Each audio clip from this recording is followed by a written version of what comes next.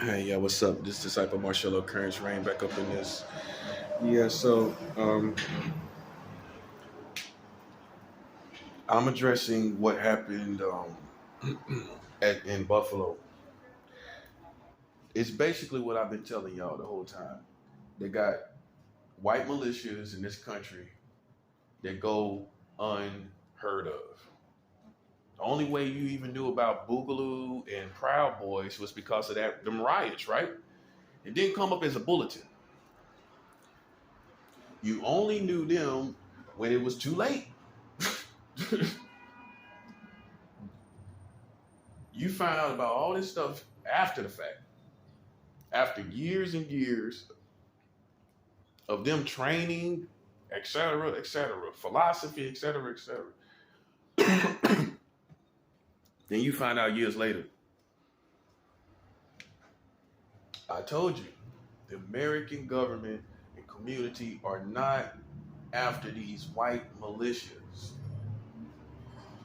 They're out there. What else do you need to see? They're there.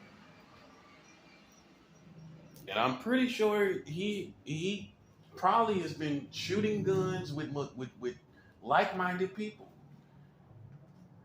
with assault rifles. You know, they're somewhere while he's locked up. And I made videos last year telling you about before there was any outward sign of it. I told you about these white militias in the darks, lurkings in the shadows,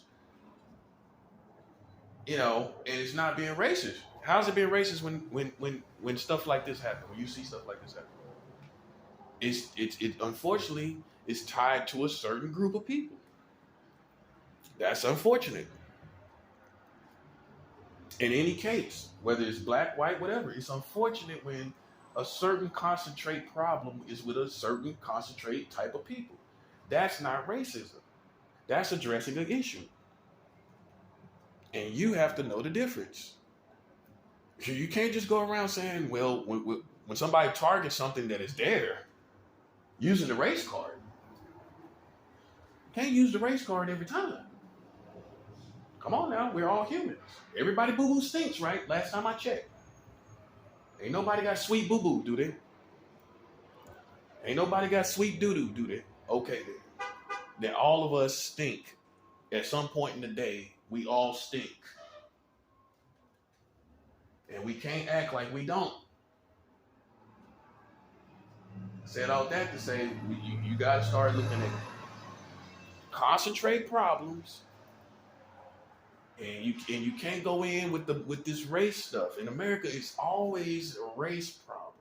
In everything you address, every situation, that race is gonna come up, guaranteed. I don't care if the person's doing everything right.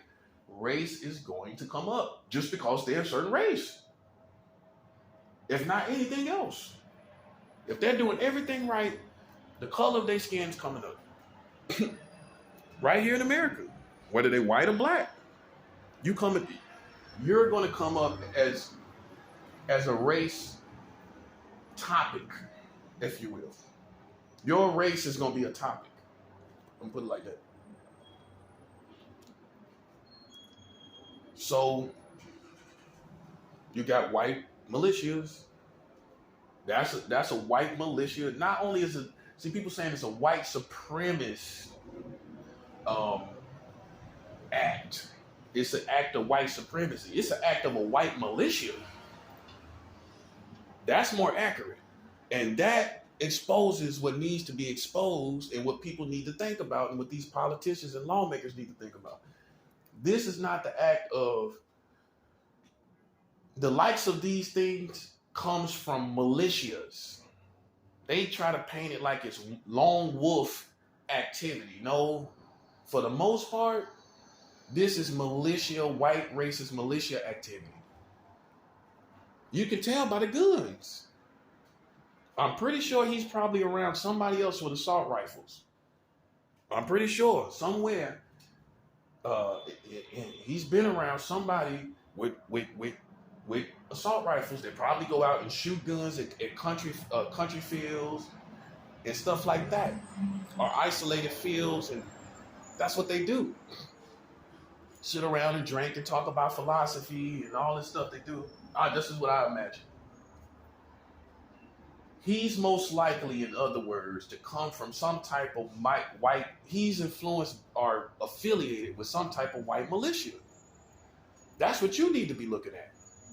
And I made videos about this months and months ago, last year, telling you about specifically how lax the government is on white militia specifically. These are the people, and this is why you can't be lax. You see what they do?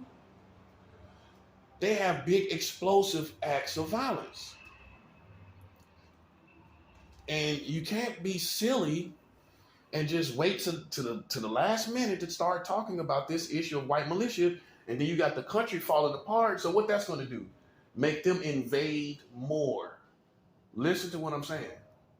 The more this country falls apart, the more those type of individuals and the likes of them are going to invade urban communities, main center metropolises.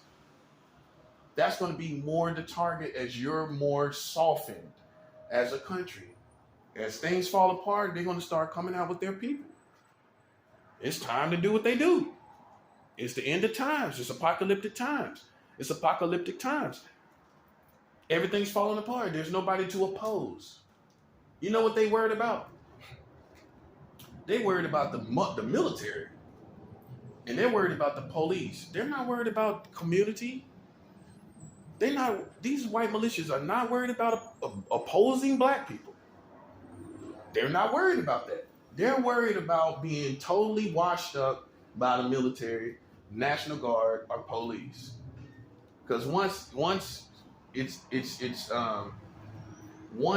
there's an act, then an investigation follows. So now you're being targeted. That's why they don't operate. We're just lashing out to the community, going out and just doing it, because it's like it's not wise for them to do so. They have one act of violence, then now everybody's on their trail. So they are waiting for the collapse and the falling away of your community when it's weak, when military can't do anything, when there's chaos. That's when you're going to have these guys come out.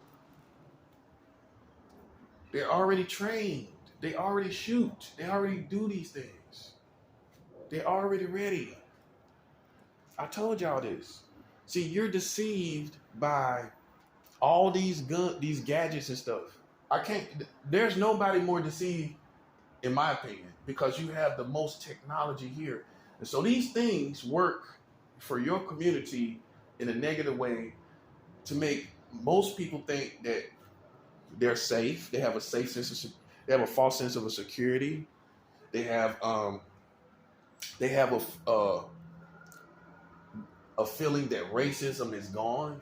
They have all these feelings because they're innovative as far as technology.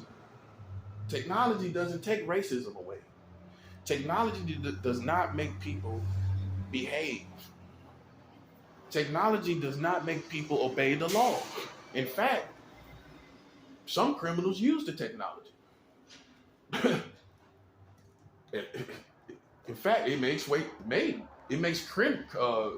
crime more sophisticated, actually. People cash app and con artists.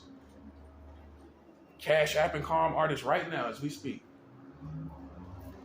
The more technology we get is the more of a problem and more vulnerable we are. That's another thing you need to know about technology. Technology makes you more dependent on whatever technology you're using. And therefore, if somebody strike at that technology, because you have now put your finances and you've done other businesses and you've done all other things, now all they have to do is strike at your technologies that you've made, that you depend on, and you're done. If the internet goes, you know how many businesses go? There's a lot of businesses that depend totally on the internet. Everybody ain't going outside, literally. There's some people that work from home and work on the internet, and they're doing well. Now, if there's no internet, what they gonna do? See, things about to get nasty, man. You know, people don't want to accept it, but that's a part of life. We have to accept death. We have to accept everything under death. You have to accept everything under death. We all know death is a part of life, right? So that means you have to accept everything less worse than death. The falling away of a whole country, the collapse of a community, government, everything. You have to realize what times you're living in.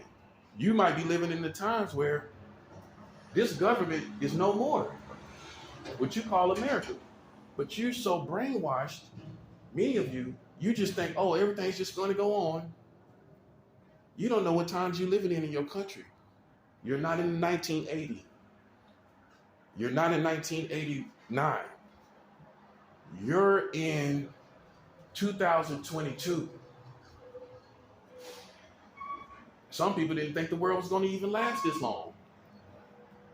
Everybody didn't think the world was going to even last this long. So what do you have to consider that America is just at a place that you didn't realize. They've been exposed for 44 states marrying children. They're being exposed for the age of consent being under 18 in 40 states. 20 states allows adults to marry children at any age. It's being all exposed, and you have to realize that's what time you're living in. You're not living in 1970. You're not living in 1977. You have to live in the time that you're living in, whether you accept it or not. You can live in a fantasy world if you want to and wake up to total destruction. Or you can realize it's some things that you can't change, and things have been so bad for so long that some things are irreparable. It's irreversible, it's irreparable, it's irreplaceable, all of that. All of that. And you have to realize that. If you keep thinking, everything's going to be good, everything's going to be okay, that's just hopeful wishing. I'm a realist. I'm a spiritual man and a realist. A realist accepts reality. A realist has to incorporate reality into everything. I have to. Some of y'all are not incorporating reality into this situation. Racism has never changed. Okay? Incorporate that into your life. Racism has never changed. Racism has never changed. You need to incorporate that into your life.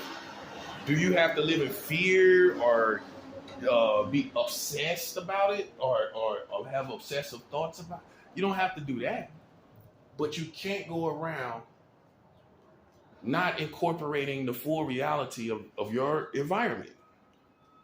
No real soldier is going to do that. All soldiers will incorporate real reality on the battlefield, whether it hurts or not. It's not a matter. It's not a matter of emotion. See, this is how you know who's all soldiers, because we're at the point now where people are starting to live in a fake world just to get by, just for their stress level to go down. They want to think it's not there. They can't handle the reality. That's why everyone is not made for these times. That's why you get the term to say, the good die young. Because some people, I never understood when I first heard that. Why would the good die young? That doesn't make any sense. The good should live forever. The good should always triumph. Why should they die? The good die young, in my understanding of that, is because they're kept from all the evil that's coming. They're kept from all the stuff that goes on in the world.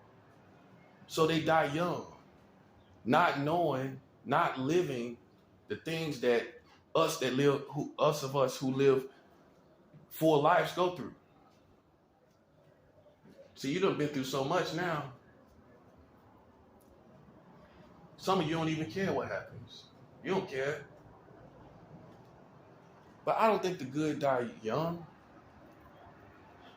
I think some people are so good that they're kept from the evil that is to come. Like the grandparents, and they are kept from all of this. They couldn't take it. Our grandparents could not take this craziness. They couldn't take it.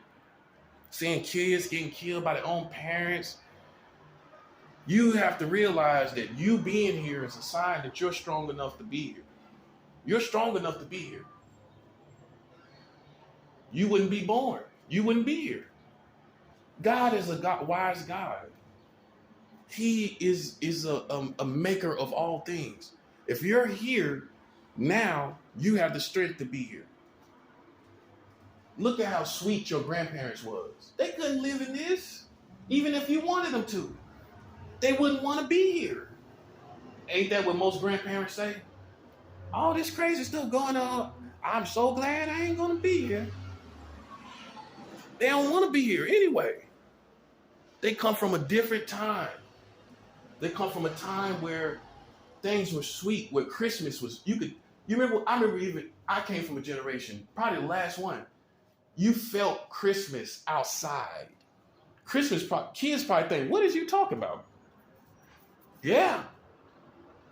In America in the 80s, that's when I was a kid. You go outside and it was everywhere. It was in the atmosphere.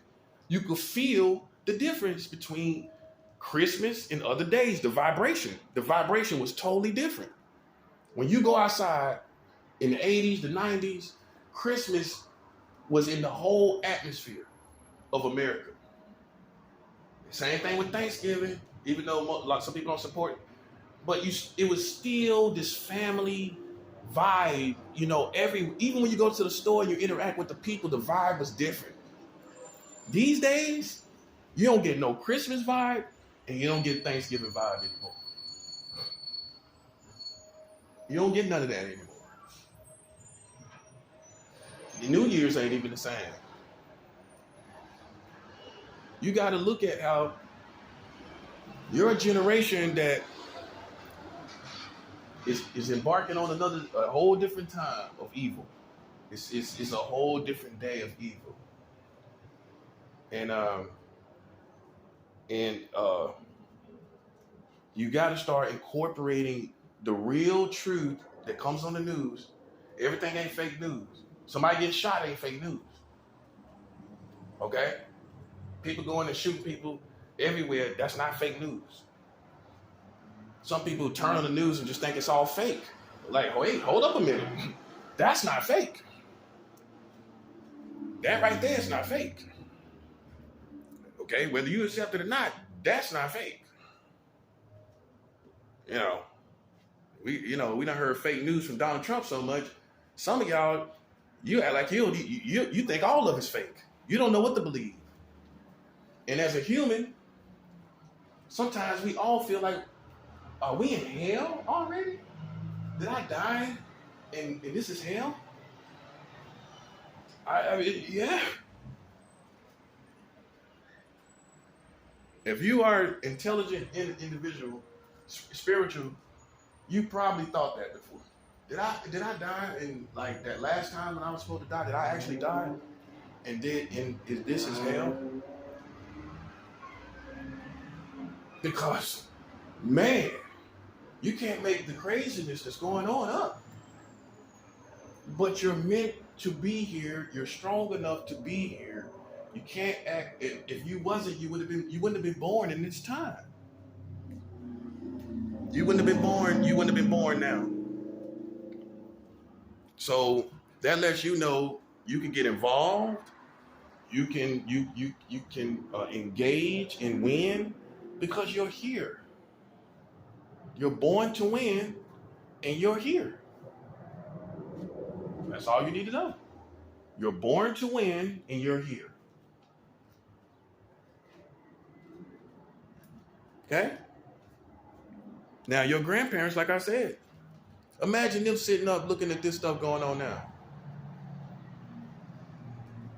They couldn't take it. They stress level go up. They wouldn't even be happy. They'd be anxious. They wouldn't like it. That's why you notice with every older person, it's like they get to a place where they don't even care about dying anymore. And you be thinking, because you young, nah, grandma, you got years to live. Like, stop talking like that. But on the low, their time has already passed. And it's time for a new generation that can handle the evil that's going on. They can't handle it. They can't take what's going on. So low key, they ain't gonna tell you, but they ready to go. They ain't gonna tell you that. But if you're older enough now, you realize you come to a point where you're not scared to die. Most older people are not. When you start getting in your late 30s, the fear of death leaves. That's what young people don't understand. You challenging these old people, they ain't scared to die. They're not scared to die. If you are late 30s or